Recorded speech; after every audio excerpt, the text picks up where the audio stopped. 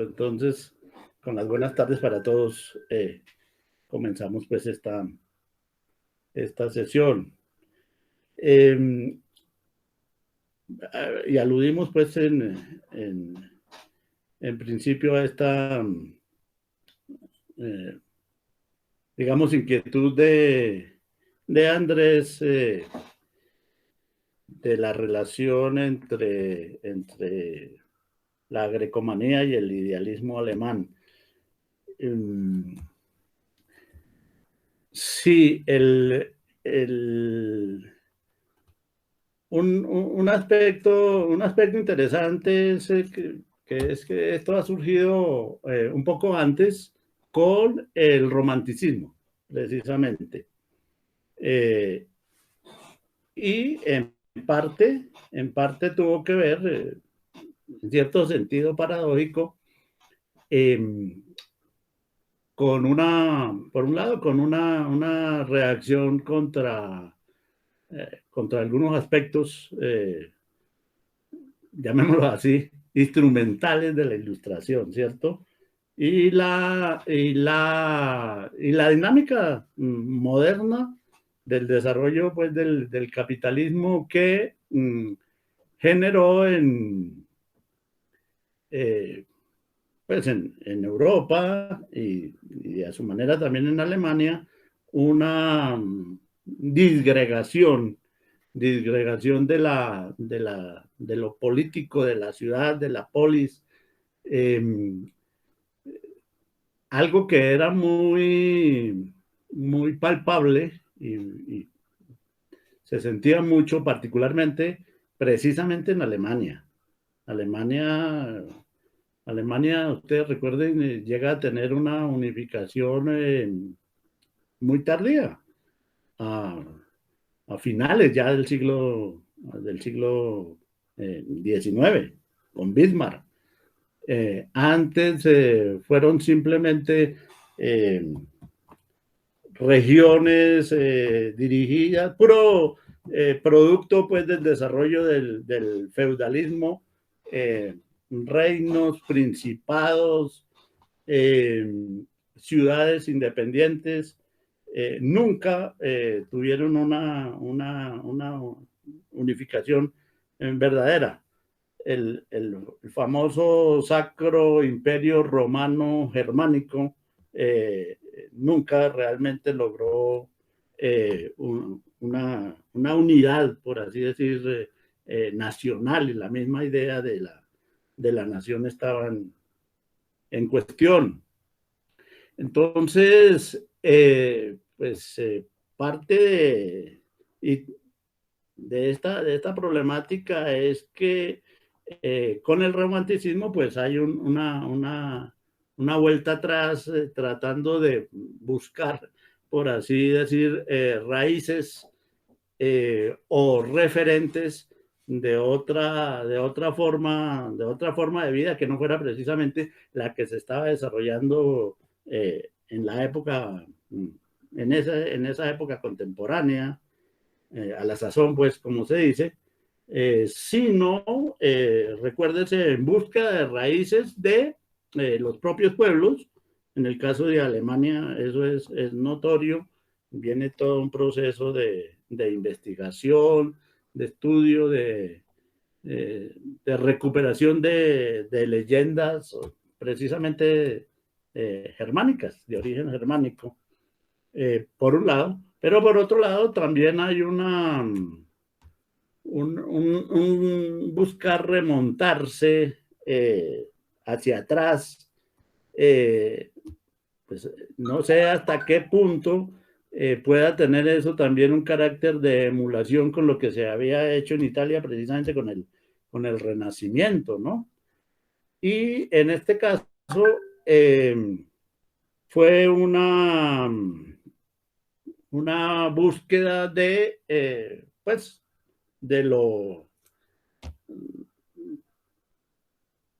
una especie de renacimiento tardío, pero precisamente de una cultura diferente, que no se estaba haciendo en Alemania y en el mundo germánico, por un lado, pero por otro lado también de una cultura diferente en el caso del mundo grecorromano, ¿no?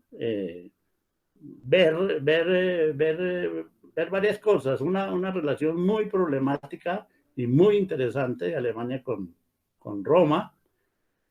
Y por otro lado, pues ya con el conocimiento, con lo que se había producido en el Renacimiento, él, por un lado en el Renacimiento, pero por otro lado también que vuelve, que trae pues al presente de la época lo griego y lo romano. Pero por otro lado también recuérdense que con la reforma hay una vuelta atrás en el caso de Lutero, pasando precisamente por encima de Roma y la iglesia romana hasta las raíces judías originales pues del propio cristianismo.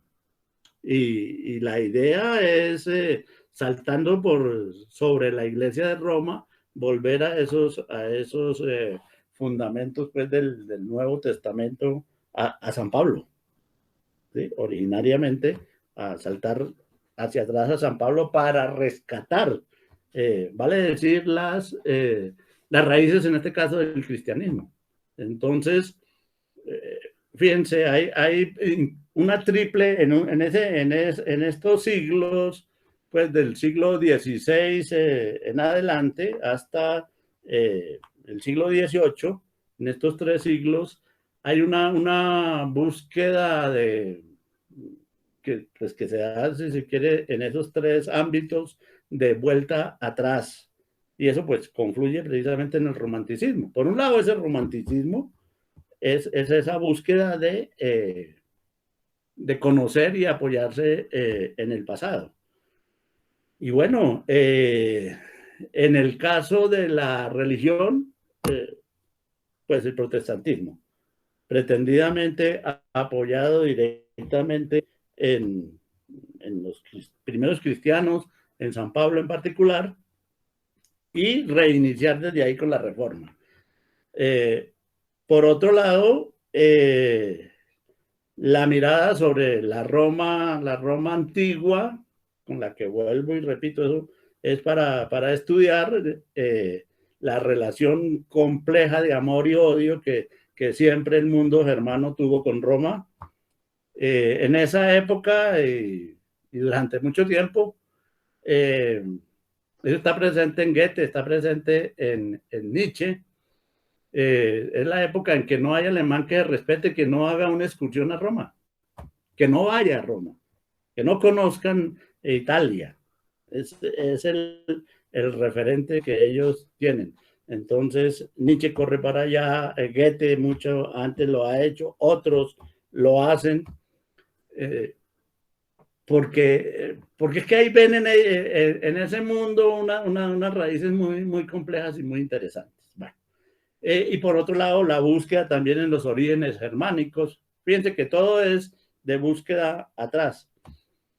Y ahí, en ese campo, con el nuevo conocimiento que hay del mundo griego, los griegos, pues, les termina pasando a los alemanes lo mismo que le pasó a los romanos y a otros. Los griegos terminan descrestándolos, se aparece un mundo ideal, un mundo, una Grecia idealizada, una Grecia que no fue así, precisamente, como ellos dicen, como ellos creían, y que va a ser por un lado Hegel y por otro lado Nietzsche después, quienes van a tratar de mostrar realmente cómo era esa Grecia que estaba idealizada en el mundo germano.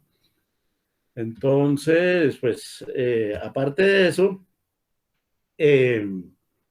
pues Hegel, con la visión que tiene Hegel, que es ya muy diferente a la de Kant, pues ahí está la influencia de Jean-Baptiste Vico también y demás, la idea de mirar la historia de otra manera, y con la visión de Hegel de que la filosofía es una sola en su desarrollo y que se inicia efectivamente con los griegos y que llega hasta él, pues hace que se vuelva absolutamente necesario el conocimiento y el estudio de los griegos, filosóficamente hablando, pero eso también ya había sucedido por lo menos en 1750 con con la estética, precisamente donde aparece el término estética. El arte en particular griego tenía descrestado a los europeos, porque obviamente tenía un nivel altísimo y que se buscaba pues imitar y se consideraba pues la perfección, etcétera. Ahora, el dato es que bueno, con la gente de la estética, con el mismo Kant, hay unos desarrollos bien interesantes y la manera es cómo encontrar de nuevo esa supuesta armonía, esa supuesta unidad que existía en el mundo griego entre el individuo y la ciudad, ¿sí? Entre la polis y el politis, y el polites que no lo veían separado en el mundo moderno. Y esas pues son las alternativas que van a tratar de presentar los propios alemanes y que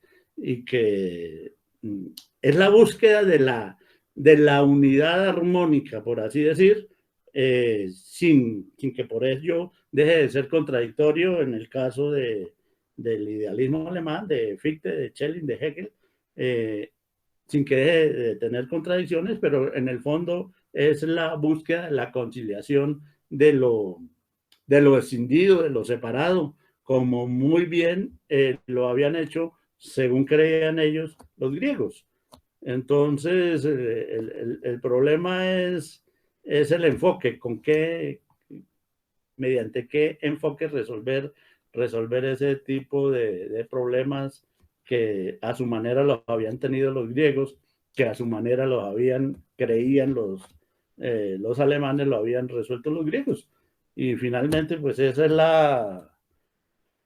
¿qué se puede decir? La tarea de un Schelling, de un Hegel, un Schelling tratando de presentar un camino, si se quiere, directo, un Fichte también, y un Hegel que lo presenta pues a su manera, y claro, entonces lo griego está ahí completamente presente, y Hegel en particular, Hölderlin también lo hace, ¿no? Es decir, los tres, Schelling, los tres famosos compañeros pues ahí de cuarto en, en el seminario de Tubinga, Schelling, Hölderlin y Hegel, cada uno a su manera busca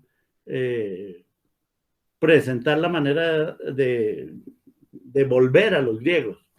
Ojo, Goethe ya también lo había hecho, ¿no? Y reescribiendo tragedias griegas absolutamente, eso, ¿cómo se llama? Influenciados y admirados por el arte griego. En particular, primero es por el arte, luego por la cuestión política. Entonces, claro, sí hay una relación directa. Y es que además Hegel lo reconoce. Pues tiene que arrancar del mundo griego, de la dialéctica del pensamiento griego, y en particular de Heráclito. Eso mismo, y también teniendo como referencia a Heráclito, lo hace Nietzsche. Y eso es, de paso, recordemos acá, algo que nosotros tratamos acá en una sesión de estas, a propósito del texto de Gutiérrez Girardot de Nietzsche y la filología clásica, y la relación que se establece entre dialéctica y tragedia. Entonces está muy presente. Entonces, y Hölderlin lo hace desde el punto de vista poético. Y Hegel lo hace pues a su manera desde el punto de vista filosófico, desde la propia filosofía. Entonces, la relación es bien interesante y está ahí presente. Yo recuerdo haber leído el texto que hice sobre Rafael Gutiérrez Girardot y está en uno de los videos, no sé exactamente cuál fue, pero una sesión de las que hemos hecho acá la dedicamos completica a leer esa relación Hegel-Nietzsche, teniendo como sustento, pues, o como elemento de discusión la relación tragedia-dialéctica. La tragedia vista desde la perspectiva inicialmente de Nietzsche y la dialéctica desde la perspectiva hegeliana, pero ver cómo se compaginan las dos y cómo finalmente ahí llegamos incluso a afirmar que la dialéctica era trágica y la tragedia era dialéctica. O sea, esa influencia, pues llega, en este caso, ya no solo hasta el idealismo alemán, sino más adelante frente a un crítico del idealismo alemán como es Nietzsche. O sea, no es solo una relación, Andrés, que se puede establecer con el idealismo alemán, sino es una relación que se establece con el romanticismo alemán, con el idealismo alemán y con Nietzsche, que es finalmente adversario de esos dos movimientos, tanto del romanticismo como del idealismo alemán. Y sería con la filosofía trágica de Nietzsche, también está presente, obviamente, esa grecomanía. Entonces, podríamos decir eso por ahora. Profe, yo tengo una pregunta y también un aporte, si es posible. Eh, Claro, para eso es que nos sí, reunimos. para, sí, para hacer la discusión. ¿Me es posible compartir pantalla? Es que quería precisamente el texto que ya había mencionado, profesor, hacer como una breve lectura y hacerle una pregunta al respecto, ¿no? Porque me parece que en relación a lo que hemos dicho, a esa relación, digámoslo, con el pensamiento griego y particularmente, pues, como a que cuál es el contenido filosófico que se recoge allí, digamos, por parte de todos estos pensadores contemporáneos. Entonces, estaba mirando precisamente que en Gadamer, relación, sí, sí, señor, Gadamer, pues yo se los voy a compartir al grupo para que lo miren, me parece, pues yo no sé, profe, qué opinión le merezca, pero me parece muy, muy bien elaborado, muy inteligente el modo como lo plantea, el tema de la dialéctica aquí en este texto. Entonces, menciona que así como el profe lo plantea, muchos de estos pensadores se remiten al mundo griego, como aquí en este caso va a citar a Reinhold, a Fichte, entre otros. Creería que también Schelling, y también aquí están, Kant, Fichte, Schelling. Lo voy a mencionar desde aquí. El método desarrollado por los filósofos antiguos de extraer las consecuencias de hipótesis contrarias entre sí, método que podía, como señala Aristóteles, ser practicado incluso sin saber el qué de las cosas de las que se estuviese tratando, fue restaurado en el siglo XVIII por la dialéctica trascendental kantiana de la razón pura, en la medida en que Kant reconoció la necesidad que arrastra a la razón a enredarse en contradicciones. Como que se pone ese elemento allí, ese vínculo.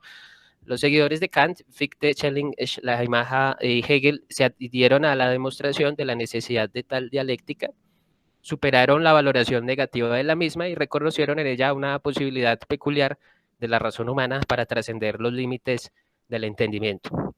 Todos ellos eran conscientes del origen clásico de la dialéctica. Por ejemplo, Schleiermacher hizo suyo el arte platónico de conducir un diálogo, pero la dialéctica de Hegel, si se la compara, esto es como parte de lo que quería yo también indagar en este desarrollo de la discusión, es que Dice, si se la compara con el uso que sus contemporáneos hacen de dicho método, ocupa una posición enteramente propia, ¿no? Como que de alguna manera Hegel se distancia o plantea de un modo distinto ese desarrollo dialéctico y pone aquí precisamente, y ahí es como lo que quisiera ya hacer, cerrar mi intervención, dice Hegel se percató de la ausencia de un verdadero rigor metódico en el uso que sus contemporáneos, ¿cierto? Los que ya hemos citado, hacían de la dialéctica, y de hecho su procedimiento dialéctico es enteramente distinto y peculiar.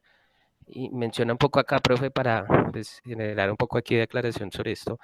Se trata de una progresión inmanente que no pretende partir de ninguna tesis impuesta, sino más bien seguir el automovimiento de los conceptos y exponer, prescindiendo por entero de toda transición designada desde fuera, la consecuencia inmanente del pensamiento en continua progresión. Y bueno, eso es como, y ahí empieza a decir que insisten que las introducciones, divisiones, epígrafes no constituyen parte de ese desarrollo del pensamiento dialéctico, ¿no? Y pues bueno, pienso que hasta ahí sería mi intervención, profe, como aclarar un poco precisamente, profe, hemos visto esa relación que existe con el mundo, ¿cierto?, griego en el procedimiento de esa dialéctica, de qué modo Hegel se diferencia, ¿no?, de esas otras perspectivas de sus contemporáneos, ¿no?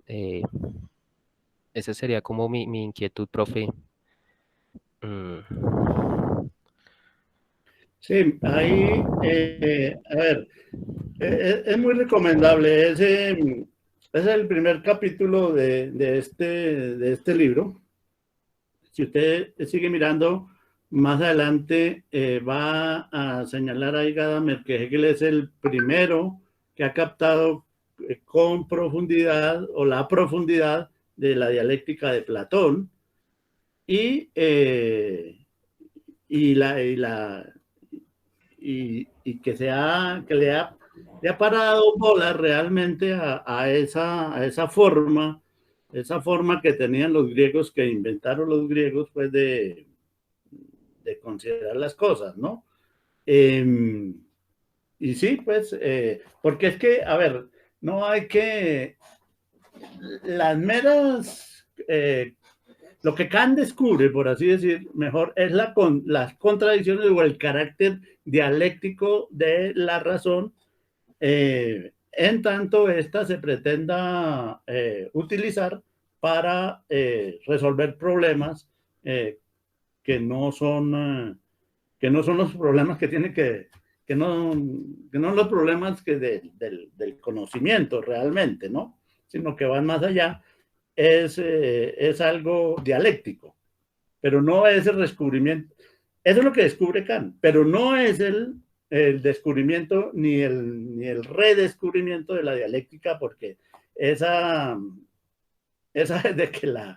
desde que la inventaron los griegos, siguió siempre existiendo y nunca dejó de estar presente, porque pues la gran diferencia de lo que hace Platón es precisamente el concederle una función en la búsqueda de la verdad y en el profundizar en los problemas mediante el empleo de la dialéctica.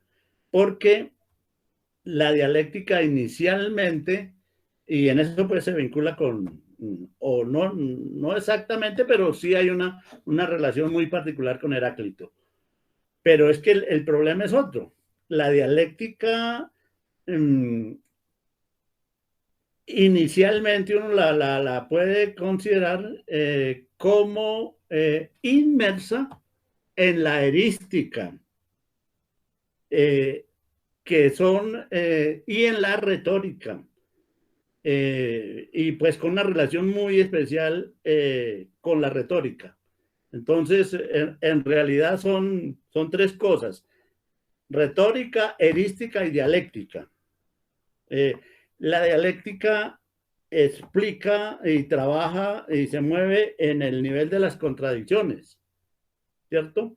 La retórica es el arte de presentar de una manera convincente, persuasiva y bella, si se quiere, argumentos en los que está presente la dialéctica, pero eso en el marco de una erística, que es una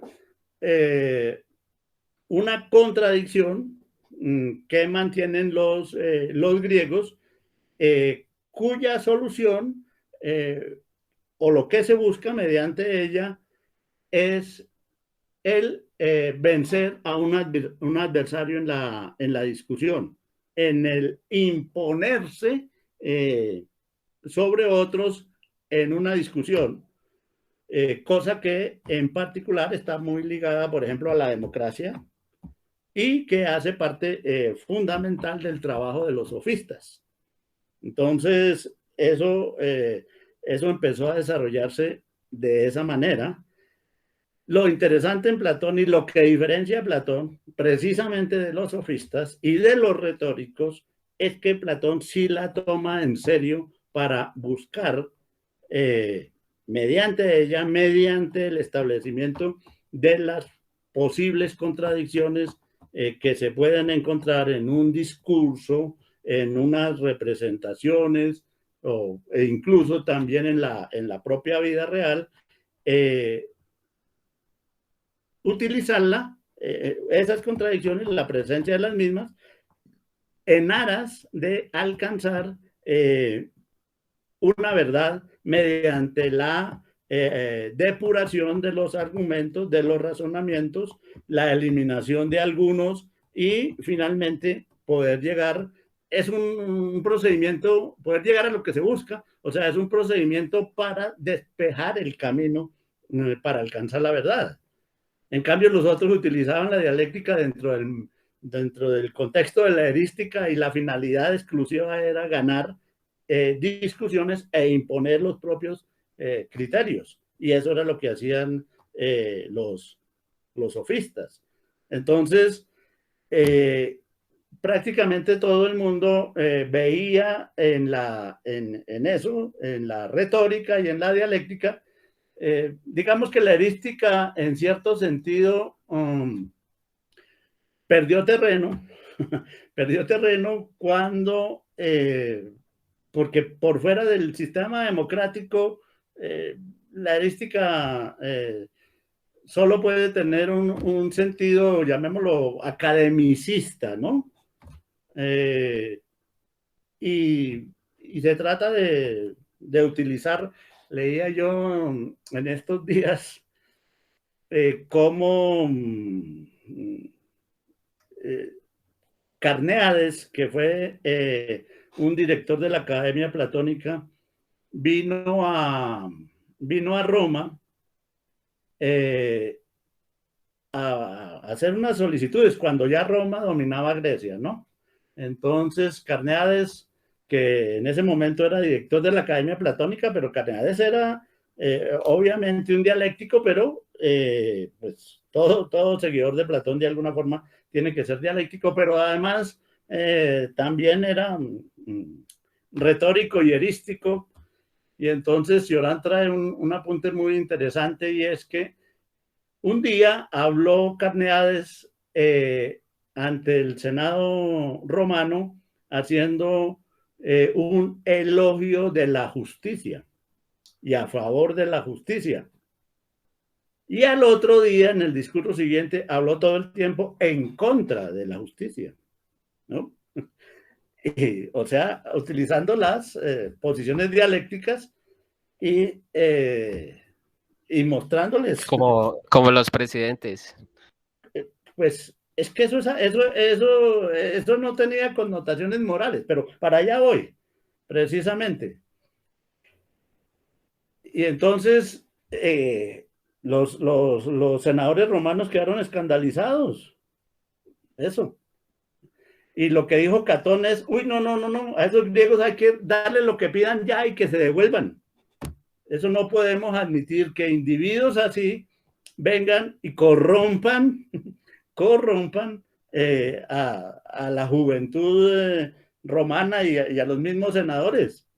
Entonces, ¿qué es lo que piden? Deles y que se vuelvan. No, nada de dejarlos hablar allá, porque es que Carneades no tuvo ningún problema. El primer día de hablar a favor de la justicia, el día de hablar en contra de la justicia, punto. Catón sí se escandalizó y dice que le tenían más temor, le tenían tanto temor a los griegos como a Cartago, a las armas de Cartago le podían tener tanto temor como a los griegos. Estaba hablando de memoria, pero creo que aquí lo tengo mejor. Lo leo.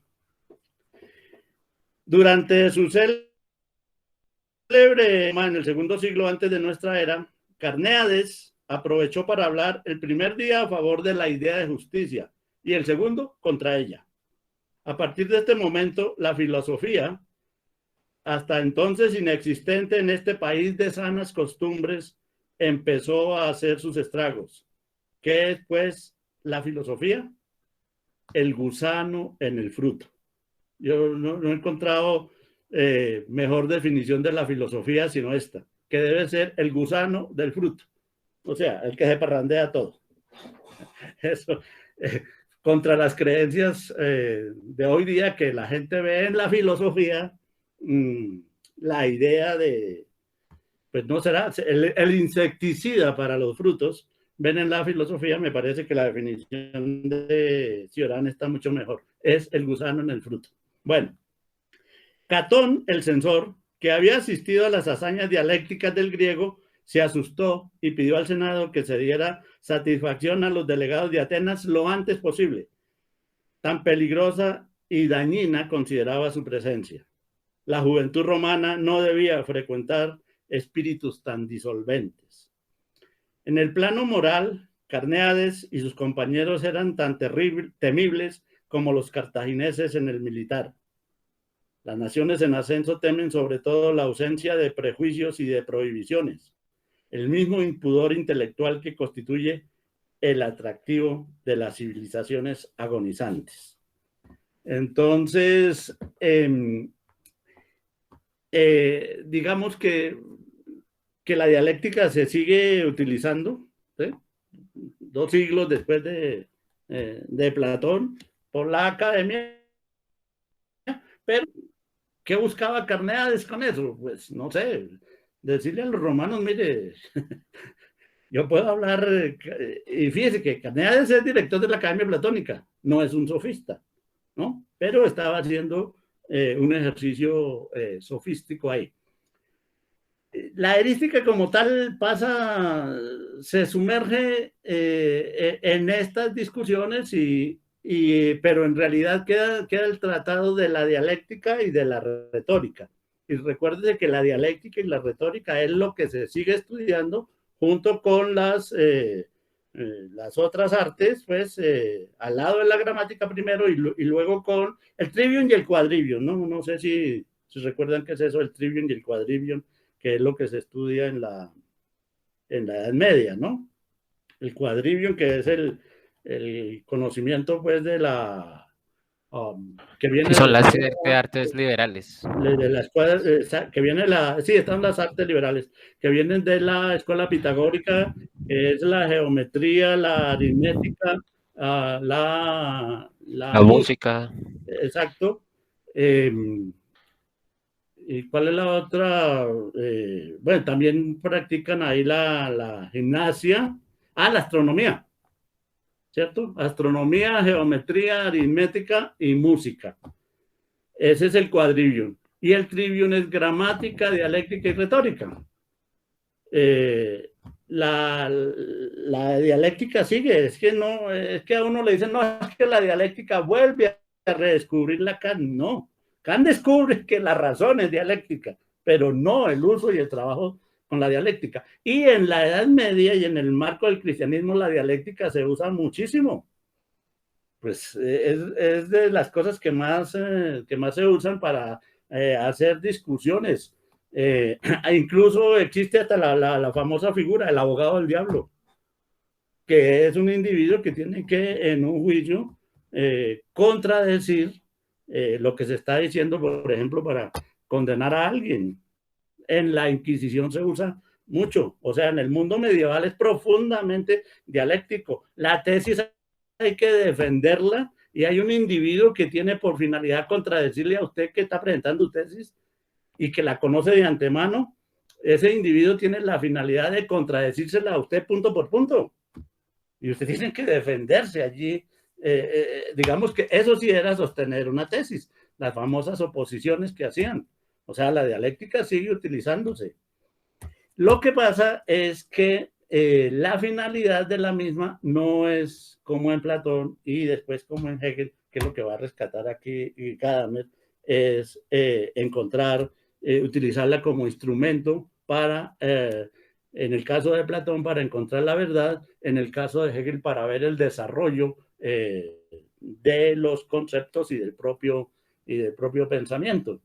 Pero entonces es que a veces le dicen a uno, no, es que los griegos y después Kant, no, nada de eso. Eso todo, todo está muy, muy profundamente desarrollado y presente ahí. Acá, acá trajeron eso los españoles, precisamente, todas esas confrontaciones dialécticas, tanto que eso se llegó a un extremo en el caso de las comunidades religiosas y demás, que el asunto era simplemente mantener discusiones verbales y ver quién lograba imponer pues con elegancia, con contundencia sus argumentos frente a otro, no importara si fuera verdad o no. En el caso de Hegel es porque él considera que él, ya teniéndose por un lado Platón, por otro lado Heráclito, él considera que es muy importante eso para entender el funcionamiento del concepto. Por eso es que Gadamer empieza acá. Lo que usted leyó, el primer periodo, el método desarrollado por los filósofos antiguos de extraer las consecuencias de hipótesis contrarias, que entre otras cosas la demostración por el absurdo matemática es un procedimiento de esos. Justamente, y funciona, ¿no? Pero volvemos. El método desarrollado por los filósofos antiguos de extraer las consecuencias de hipótesis contrarias entre sí, método que podía, como señala Aristóteles críticamente, porque es que Aristóteles dice que ese método sirve para que la gente discuta sin saber sobre qué discute, pero que discuta, ¿no? Método que podía, como señala Aristóteles, ser practicado incluso sin saber el qué de las cosas de las que se estuviese tratando, fue restaurado en el siglo XVIII por la dialéctica trascendental kantiana de la razón pura. Carreta, tampoco. Siempre existió. Desde que lo crearon los griegos, eso no ha parado, porque mientras existan las discusiones entre los hombres, siempre hay alguien, eso se llama la erística, y siempre hay alguien que está contradiciendo y quiere dominar al otro con sus carretas. Lo que Kant se da es cuenta que la razón pura es dialéctica, es contradictoria, pero no es el que restaura la dialéctica. Ahí da pena con Gadamer, pero no es así. Entonces uno tiene esos problemas a veces con la lectura de estos textos y no, uno no les puede aceptar todo a pie de página, pues como lo dicen. Bueno, entonces proseguimos, pero volvamos al prólogo. Yo sí, profe, no, muchísimas gracias. No, yo quería, si les comparto pues la pantalla del texto o si no hay problema de la fenomenología. Ah, bueno, sí, yo creo que nos ayuda a todos.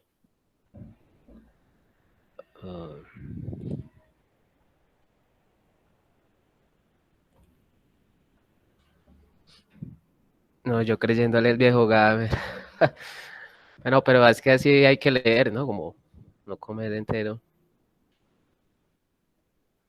Sí, porque es que si a uno le dice que esa dialéctica tal, fue restaurado, ese método fue restaurado en el siglo XVIII por la dialéctica trascendental kantiana de la razón pura, en la medida en que Kant reconoció la necesidad que arrastra a la razón a enredarse en contradicciones. Y toda la Edad Media, que no cuenta, constituye el trivium. Eso es como si el trivium no hubiera existido.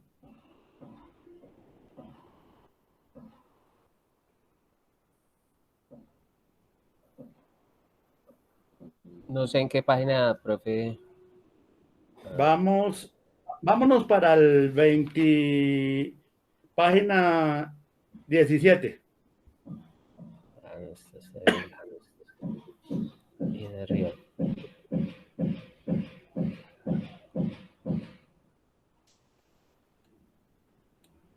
Ahora, esto de Gadamer, el libro completo y los artículos que tiene son una maravilla.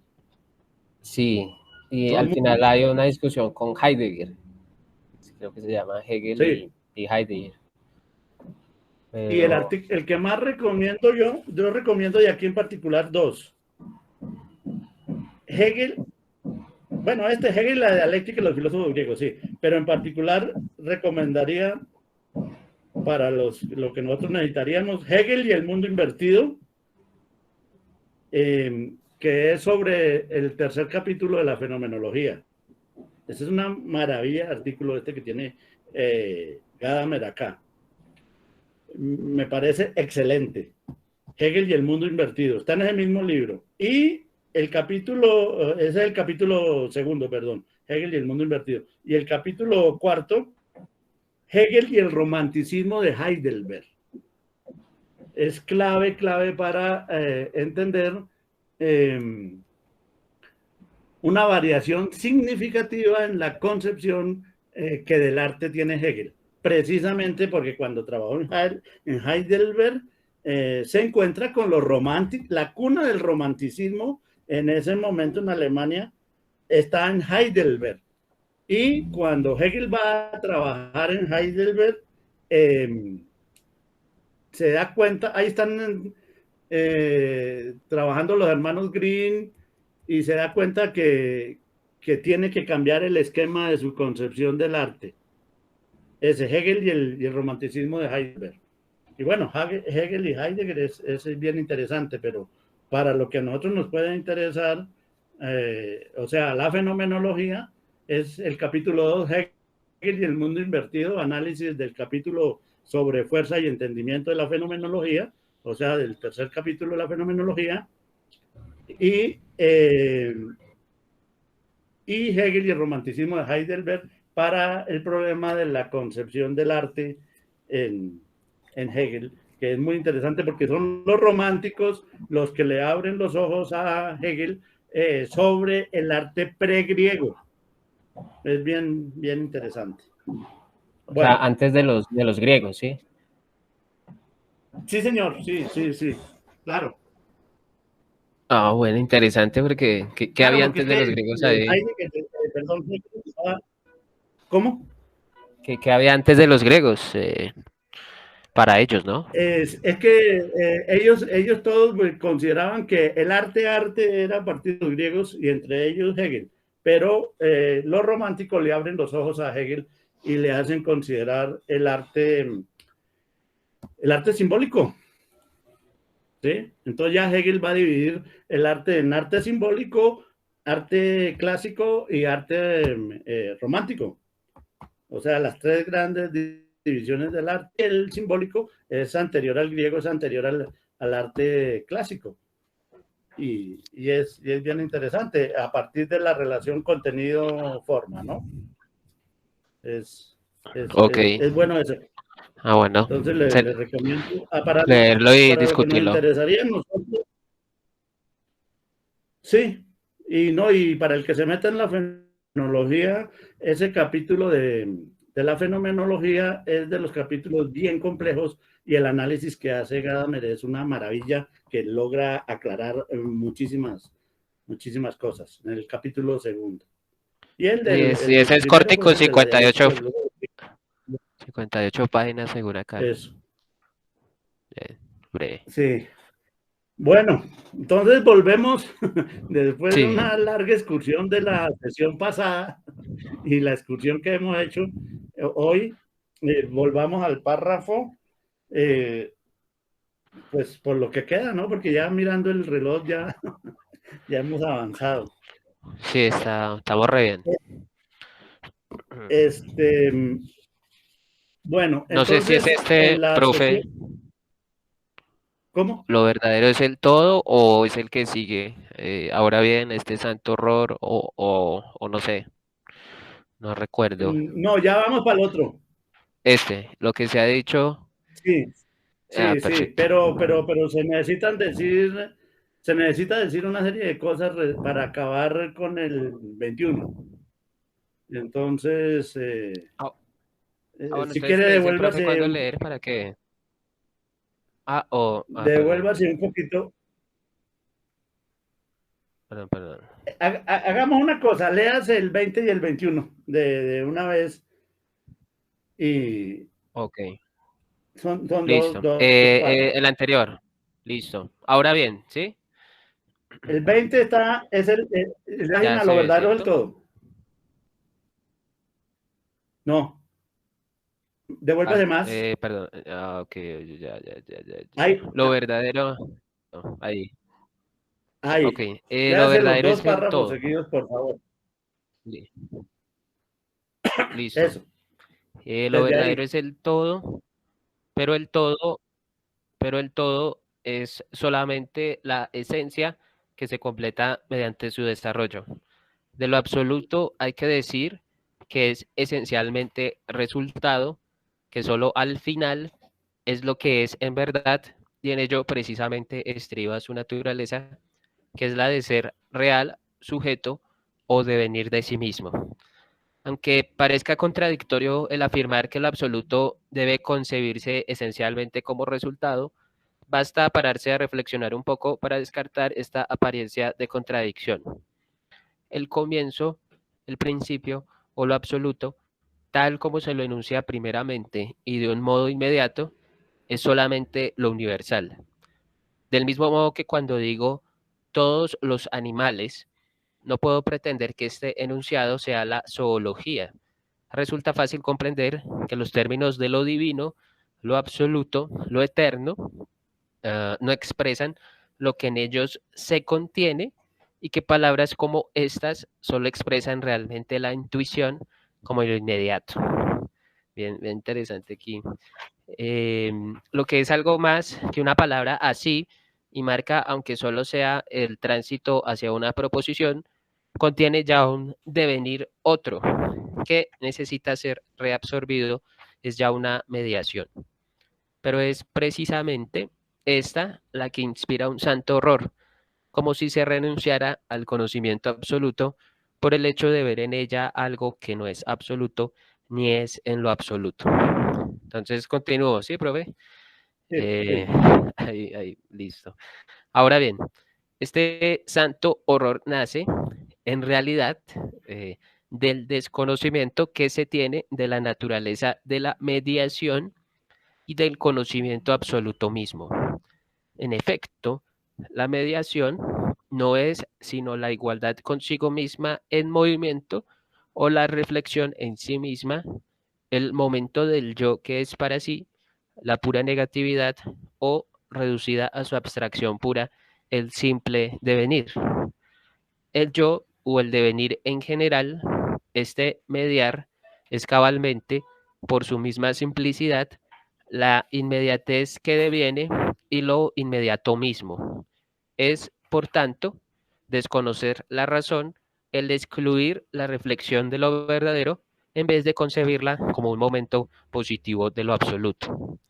Es ella la que hace de lo verdadero un resultado, a la vez que supera esta contraposición entre lo verdadero y su devenir, pues este devenir es igualmente simple y por tanto no se distingue de la forma de lo verdadero, consistente en mostrarse como simple en el resultado. Está un poco complejo esto, pero bien. Es mejor dicho, cabalmente este haber retornado a la simplicidad.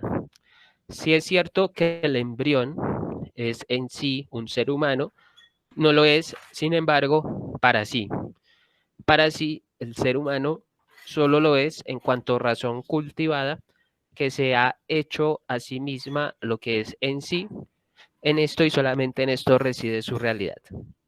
Pero este resultado es de por sí simple inmediatez, pues es la libertad autoconsciente y basada en sí misma y que en vez de dejar a un lado y abandonar la contraposición, se ha reconciliado con ella. Listo, Ahí bueno. está el párrafo. Esos dos párrafos, que son los párrafos 20 y 21 del prólogo, ya están explicados.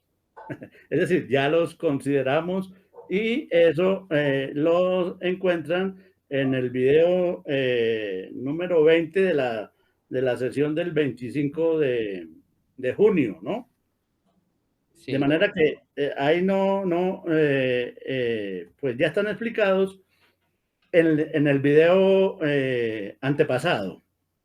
Video ok. número 20, sesión del 25 de junio, ahí está, ahí tratamos esos dos párrafos y, y, y, me aterré que ese día pudimos avanzar dos párrafos.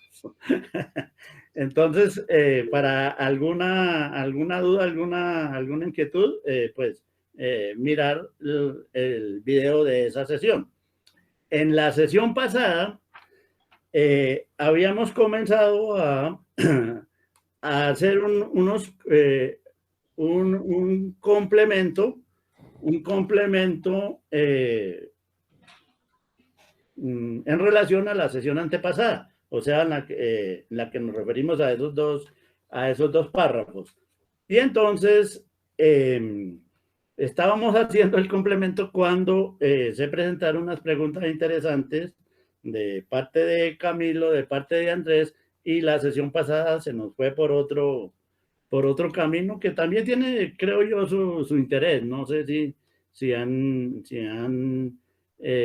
visto el video, porque tal vez en la discusión que nosotros hacíamos no nos dábamos cuenta de las temáticas que estábamos tratando, pero ya mirándolo después en el video sí nos damos cuenta de que surgieron una serie de preguntas y de intervenciones, no solo preguntas, sino intervenciones directas de Andrés y de Camilo que complementaron muy bien las cosas, pero obviamente nos salimos de los párrafos en mención. Entonces quisiera yo, por lo menos hoy, antes de abordar el párrafo que sigue, el 22, terminar, terminar lo que estábamos diciendo al respecto. Y era simplemente mirando que en la última línea,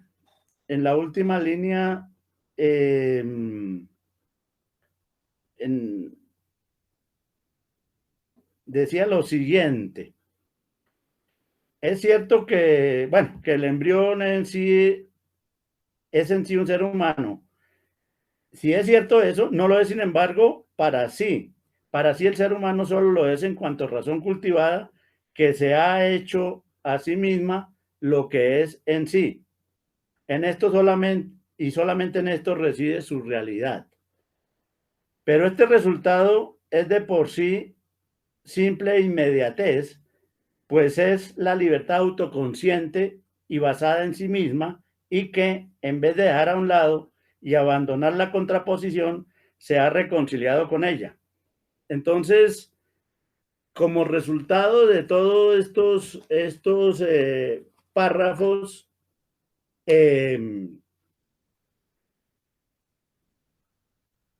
estos dos párrafos se terminaba con la noción de libertad. Y decíamos, ya lo habíamos dicho incluso en sesiones anteriores, que la noción de negación es la noción que precisamente hay que articular, hay que conjugar con la noción de libertad. Y que la libertad, entendida como un proceso de negación de lo dado, era la definición de la misma que podríamos considerar más cercana a Hegel. Y estaba yo señalando, haciendo un recorderis de que esa noción de libertad se había iniciado su tratamiento teórico con los estoicos en el mundo griego, luego con los desarrollos históricos que se presentarían en el Imperio Romano y luego con el cristianismo, y finalmente con la noción de cultura, esto del para sí, que se entendido como el para sí del ser humano, que solo lo es en cuanto a razón cultivada, o sea, cultura, que se ha hecho a sí misma lo que es en sí. Estaba recordando que tenía que ver con el proceso de la muerte de Dios, el proceso que permitió el paso al desarrollo de la noción de cultivo de sí mismo, en el caso del hombre, algo que había iniciado el cristianismo, porque eso sí es clave y es claro, porque en el mundo griego y en el mundo antiguo, en el mundo romano, uno era lo que era, pues, producto del nacimiento en el marco de una sociedad, de un pueblo, pero que en el cristianismo, el cristiano en principio tiene que hacerse día a día cristiano. ¿Por qué? Por la presencia del diablo. El diablo que es la tentación que busca que los individuos, que los hombres violen la ley de Dios, porque en el fondo el pecado es eso, y el causante de ese pecado es el diablo. Entonces, el hombre tiene que estar permanentemente en alerta. El cristiano tiene que estarse haciendo a diario, porque la tentación está a diario. En cambio, uno nace griego o nace romano, o es griego o es romano por nacimiento, y siempre será griego o será romano. Incluso no importa si lo echan, le lo condenan al ostracismo, pues, como en el caso griego. En cambio, el cristiano todos los días está en el peligro de ser dejado fuera de la comunidad de Dios, o sea, caer en el pecado. Por eso tiene que haber toda un cultivo de sí mismo para mantenerse dentro del cristiano. Un griego nace, un cristiano se hace. Eso es lo primero. Y lo segundo, que ya es el aspecto religioso de la cultura, sí, por así decir. Pero el aspecto laico y prácticamente ateo de la cultura también se produce a raíz de la muerte de Jesucristo. Pues anuncia una segunda venida, pero entre tanto, ¿qué hacen los hombres? Los hombres tienen que seguir viviendo y entonces tienen que seguir trabajando, tienen que seguir siendo, y eso solo lo logran mediante un proceso de cultivo de sí mismos, que es lo que finalmente va a llevar a que los hombres sean autoconscientes, o sea, tengan conciencia de sí mismos, que es lo que se va a presentar precisamente en la modernidad, donde la libertad puede ya entenderse de una manera real y efectiva, según Hegel. Ahí en ese momento es cuando aparecen las preguntas, las distintas intervenciones, y nos fuimos por el lado de la problemática de la libertad y frente a la historia, etcétera, etcétera. Bueno, ese era un aspecto que quería señalar en complemento con la sesión antepasada entonces. Otro aspecto que quería señalar era, a propósito de estos dos párrafos, el 20 y el 21, lo que uno podría llamar precisamente, conectándolo con lo que hablábamos antes, el heraclitismo hegeliano, ¿no? La profunda influencia de Heráclito en el pensamiento hegeliano, que Hegel mismo reconoce y tiene siempre presente, ¿no? Entonces, pues ahí yo me atrevería a agregar algo a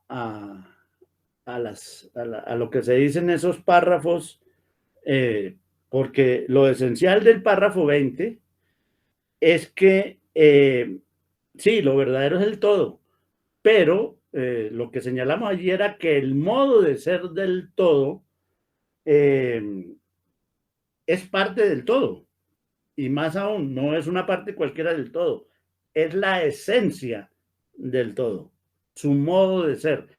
Y ese modo de ser del todo es el devenir, justamente, devenir que se produce gracias a la noción de mediación, pero devenir. Y entonces en ese devenir es donde encuentra uno la gran influencia de Heráclito en Hegel y por supuesto también en Nietzsche, a propósito de lo que decíamos de la relación que a partir de Gutiérrez Girardot hicimos en otro momento. Ahora, ese devenir hegeliano es un devenir radical y absoluto, no es el devenir, porque es que así se puede entender, no es el devenir de las cosas, no son las cosas las que devienen, sino que es al revés, las cosas solo son en el devenir y gracias al devenir. O sea, lo que realmente existe no son las cosas que van deviniendo otras cosas, que es como la interpretación general que se hace del devenir y se habla del devenir de las cosas, sino algo mucho más profundo y mucho más abstracto al mismo tiempo, que es la idea de que todo, absolutamente todo es devenir y que lo que nosotros llamamos cosas son interpretaciones que hacemos de ese devenir. O sea, nosotros nosotros tenemos la idea de que las cosas están en movimiento y el asunto es al revés. En el movimiento están las cosas y las cosas es lo que nosotros llamamos cosas es simplemente la captación parcial y equivocada de momentos del devenir. O sea, Hegel es más radical. Por eso el devenir ocupa el lugar central del inicio de todo en las coordenadas del pensamiento hegeliano. El devenir en realidad es lo primero existente porque el ser con que se inicia la lógica es igual a la nada, idéntico a la nada. O sea, uno no puede decir qué parte del ser, cuál ser. Si el ser, ese ser, absolutamente indeterminado es la nada. Y entonces Hegel pasa a decir, pues en realidad lo que existe no es ni el ser, ni la nada. Lo que existe es el devenir. Y a partir del devenir sí existe lo que sigue. Las cosas son simplemente protosubstancializaciones que nosotros hacemos impelidos por los sentidos y por la diferencia del devenir que nosotros somos, la diferencia de velocidad, llamémoslo así, de frecuencia, si se quiere, del devenir que nosotros somos frente a los otros devenires que nosotros consideramos son las cosas. Entonces, la idea de devenir en Hegel, como en Nietzsche, hay que tomársela bien en serio y en ambos casos proviene de Heráclito. Entonces, esa es una aclaración que tenía que hacer porque el párrafo 21 va a hablar de eso. La mediación es el simple devenir. O sea, hay una negación, hay una relación profunda entre mediación, negación y devenir. La negación se hace mediante la mediación, o sea, gracias a la mediación, pero como tal mediación en realidad es puro devenir. Y la conciencia de ese proceso es lo que es la libertad. Entonces era un agregado que quería hacer a ese conjunto del párrafo 20 con el párrafo 21. Finalmente, quería señalar otro aspecto que me parece crítico y polémico en relación con Hegel, porque hay que mostrar otras cosas respecto a la noción de negación. Esa noción, sabemos, es la noción central, la que podemos conjugar con la noción de libertad, es la que constituye realmente el espíritu, esa negación. Y bueno, eso es lo que hay que asumir. Sin embargo, quisiera leerles una versión en contrario pues, para dejarles problemas a ustedes por si se interesan en ello. Un párrafo de Blanchot que es crítico con esta idea de negación de Hegel, que parte de aceptar esa idea de negación, pero que finalmente va a terminar criticándola, apoyándose también en Bataille. Y generando una serie de problemas que sería interesante que ustedes los pensaran y los miraran, pues. Partiendo también de lo siguiente, tanto Blanchot, yo no sé si Bataille lo hizo, asistieron al curso que dio Koyev sobre la fenomenología del espíritu, al que tanto hemos aludido acá y nos hemos referido. No sé, quisiera mirar si está la información de que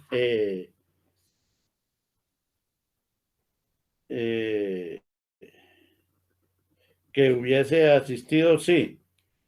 Blanchot como Bataille asistieron a los cursos que dio Koyev sobre la fenomenología del espíritu, donde el énfasis grande que lo hace Koyev también sobre la negación,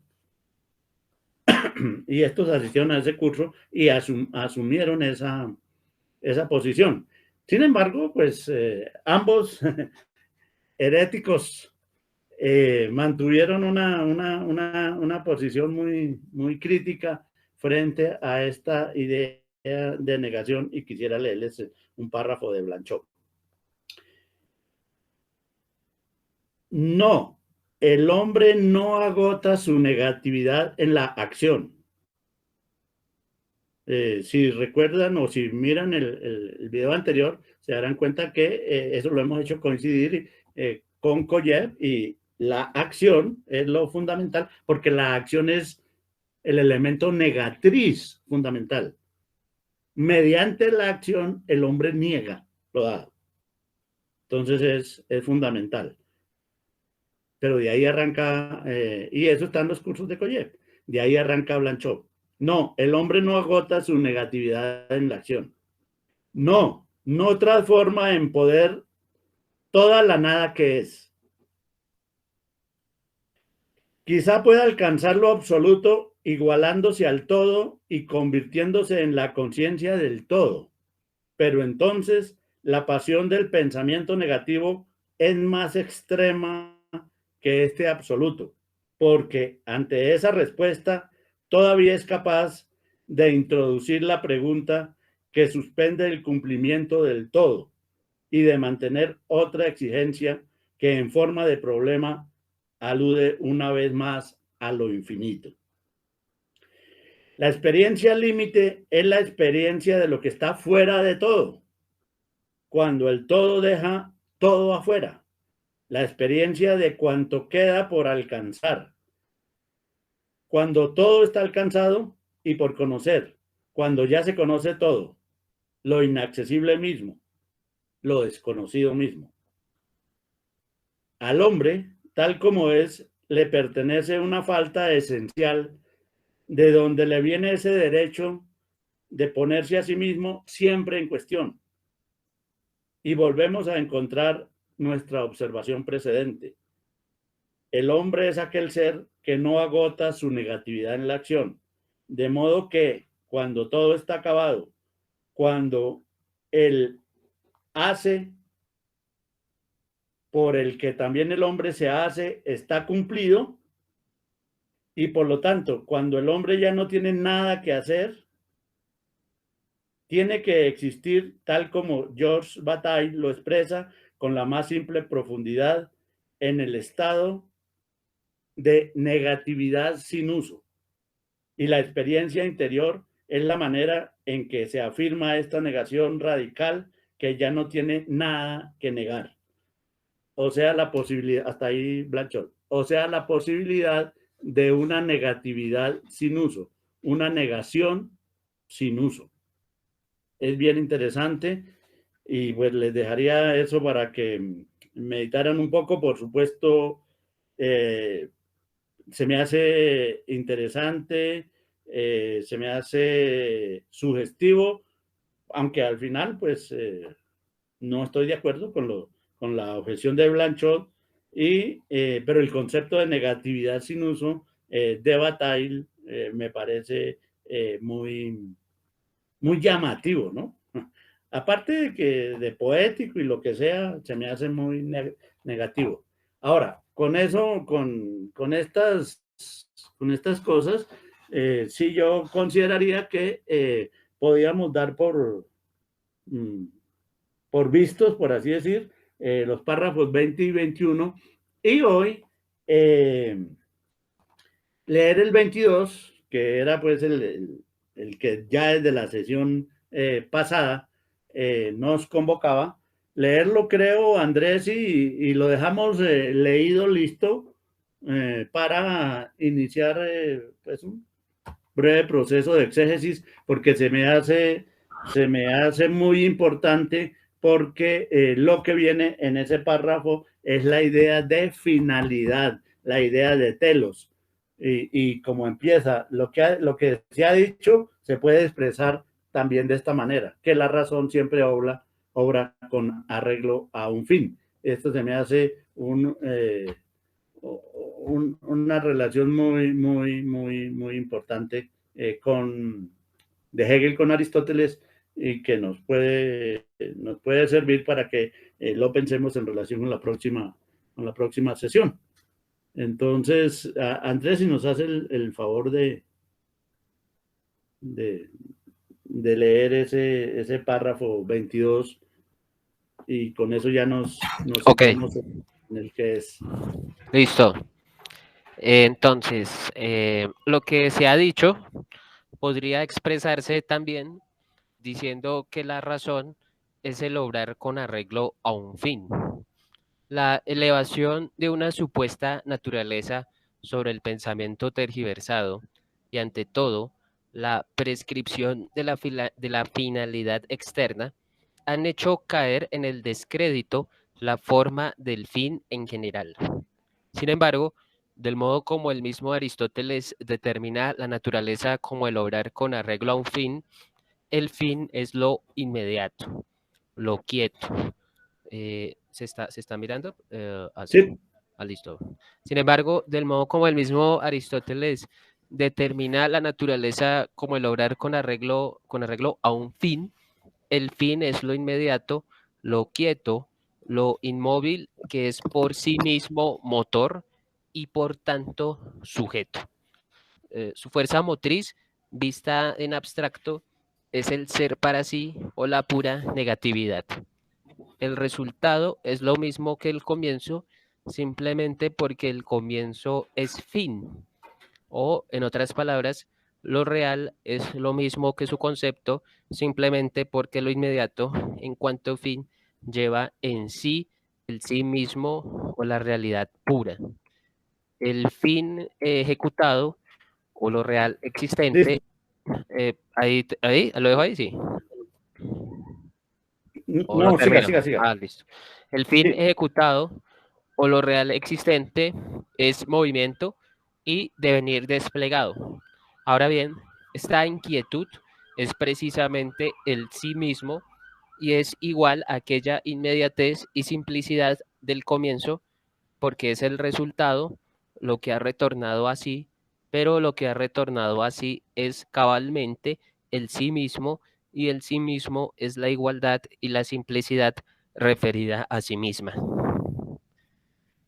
Listo, bueno, entonces con esta lectura yo creo que lo dejamos ahí, hay muchas cosas interesantes, está también de por medio la problemática de Spinoza, es, aquí casi que es Spinoza versus Aristóteles y la manera como Hegel intenta mm, resolver ese problema, en este caso tomando más partido por Aristóteles que por Spinoza.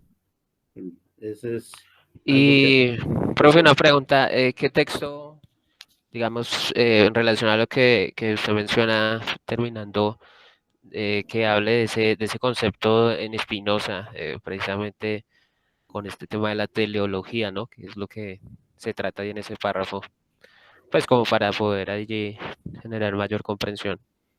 La ética, la ética de Spinoza, Ok. diciendo simplemente que la mayor parte de los errores que cometen los hombres cuando piensan y cuando eh, se ocupan pues de la relación con Dios es atribuirle finalidades y las cosas en realidad no tienen fines. Se las Eh, atribuyen los humanos, ¿no? El se las lenguaje. atribuyen los humanos. Las cosas tienen potencia, pero no fines. Entonces, eso sí ya es una posición muy fuerte de Spinoza, yo no contra Aristóteles pero esa idea de Aristóteles es muy interesante, por eso Hegel la rescata y es que hay varios problemas que yo creo que podemos en la próxima sesión o debemos en la próxima sesión discutirlos, ¿no?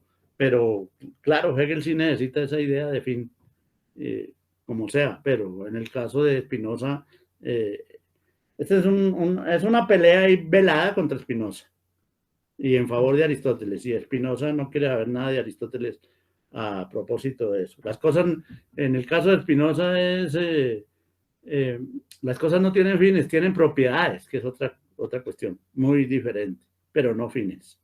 Y esa idea de fines, Hegel dice que está muy despreciada, que no sé qué, pero Spinoza sabe que eso ha hecho mucho daño. Y entonces ahí sí.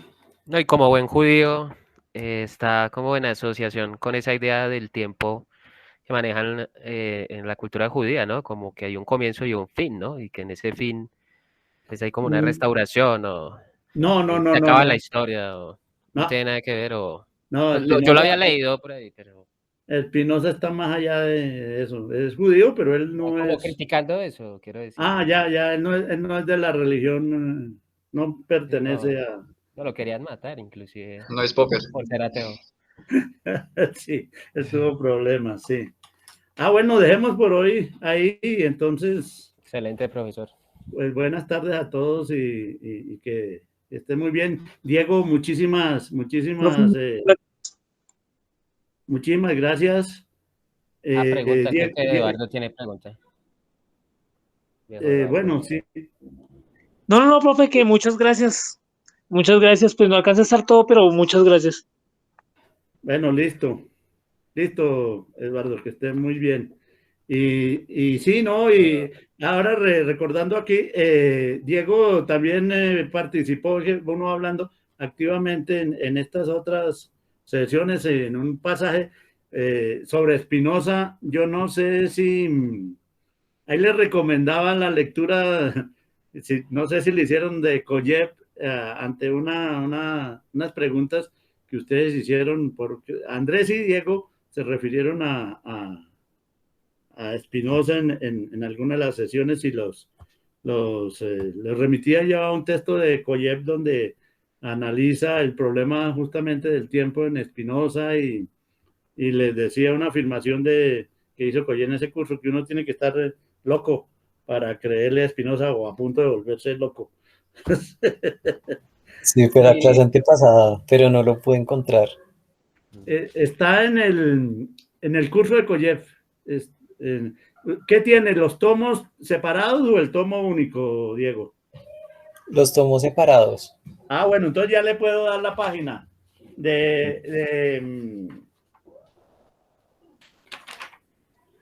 la página, espere, a ver, yo creo que tener este acá. O sea, tiene este, ¿sí? Creo que ese fue el que encontré. Ese lo encontré en línea, pero Eso. pues está... Esto lo encuentra aquí, ya le digo en qué página. La dialéctica de la real. No, señor, es en el tomo 3, es el otro.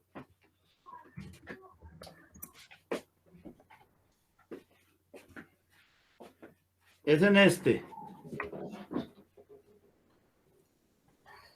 Esa es la concepción de... Esta es la concepción de la antropología y del ateísmo en Hegel. ¿Ese de quién es, profe? ¿También de Koyev? De Okay. Koyev. Y eso lo encuentra usted en la página.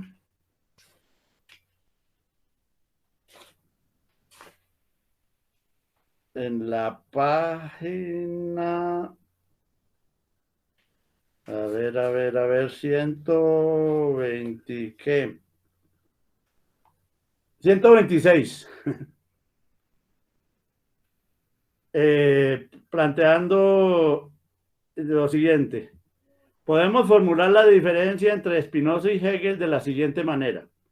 Hegel deviene Dios pensando y escribiendo la lógica. O si se quiere, es deviniendo Dios que la escribe o la piensa. Spinoza, por el contrario, debe ser Dios por toda la eternidad para poder escribir o pensar su ética. Ahora bien, si un ser que deviene Dios en el tiempo no puede ser llamado Dios, sino a condición de servirse de ese término como de una metáfora, correcta por otra parte, el ser que es Dios desde siempre es Dios en el sentido propio y estricto de la palabra.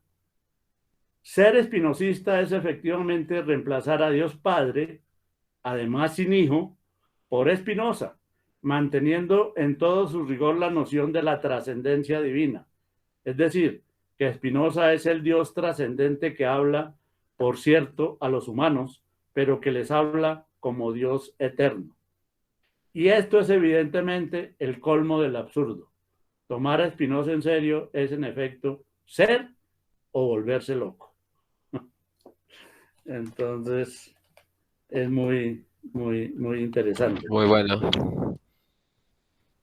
Eso. No, Diego, muy amable, muchas gracias. Melodía, feliz tarde, Felipe, Juan, Villalobos, Eduardo.